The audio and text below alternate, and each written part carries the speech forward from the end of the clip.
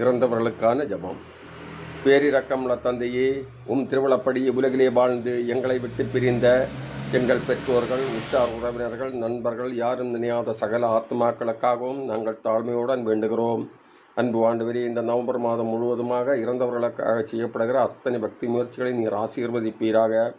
அவர் எங்கள் மீது கொண்டிருந்த அன்பிற்காகவும், தம் குடும்பத்திற்கு செய்த நன்மைகளுக்காகவும், பொது வாழ்வில் கொண்டிருந்த ஈடுபாட்டிற்காகவும், அவர் வாழ்ந்து காட்டிய கிறிஸ்தவர்களுக்காகவும் உமக்கு நன்றி கூறுகின்றோம். இவற்றையெல்லாம் கருத்தில் கொண்டு அவர்கள் இவ்வுலக வாழ்விலே செய்த குற்றங்குறைகளை, பாவங்கள் ஆகியவற்றை உமது பேரிரக்கத்தால் மன்னித்து விண்ணக வீட்டில் உம்மோடு என்றும் வாழும் வரம் அருள்வீராக. எங்கள் ஆண்டவராய் கிறிஸ்து வழியாக உம்மை பார்த்து மன்றாடுகிறோம். ஆமீன். விண்ணில் இருக்கிற எங்கள் தந்தையை உமது பெயர் தூதன போற்ற பிறகு ஆட்சி வருக. உமது திருவிழா முன்னிலையில் நிறைவேறுவது போல மண்ணுலகில் நிறைவேறுக. எங்கள் அன்றாட உணவை இன்று எங்களுக்கு தாரும். எங்களுக்கு எதிராக குற்றம் செய்தோரை நாங்கள் மன்னிப்பது போல் எங்கள் குற்றங்களை மன்னியும்.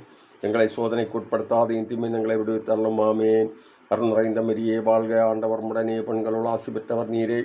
உடைய திருவயிற்றின் கனியாகிய இயேசுவும் ஆசி பெற்றவரே. புனித மரியே, இறைவனின் தாயே, பாவிகளாயிருக்கிற எங்களுக்காக இப்பொழுது எங்கள் இறப்பின் மேலையும் வேண்டிக் கொள்ளும். ஆமேன். தந்தைக்கும் மகனுக்கும் தூயாவியாருக்கும் ஆட்சிமை உண்டாவதாக. தொடக்கத்தில் இருந்தது போல இப்பொழுதும் எப்பொழுதும் என்றென்று இருப்பதாக. ஆமேன்.